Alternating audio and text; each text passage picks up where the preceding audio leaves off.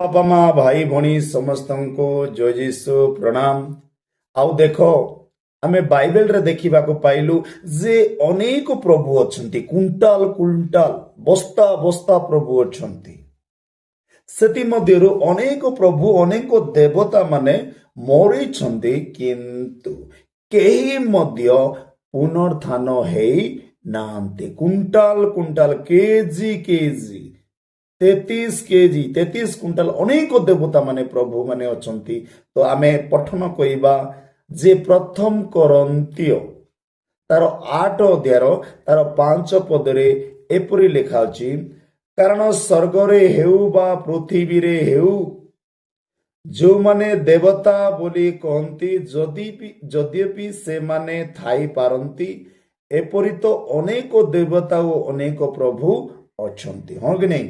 अनेक प्रभु अनेक देवता माने अछंती। तो आमर प्रभु बोली आमे केमती जानिबा भाई? आमर प्रभु बोली आमे केमिति जानिबा?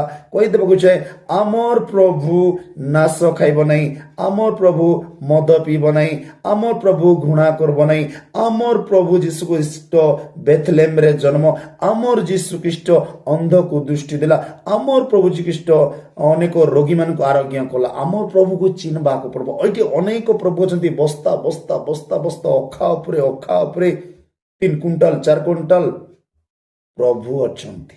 आउ सबु प्रभु मरिछंती, केही मध्य उठी नांती।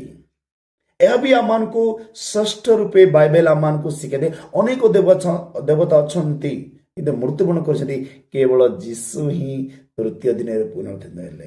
ता भी आमे देखिबा जिसाय भविष्यत वक्ता लिखिछंती 26 अध्याय तार 14 पद।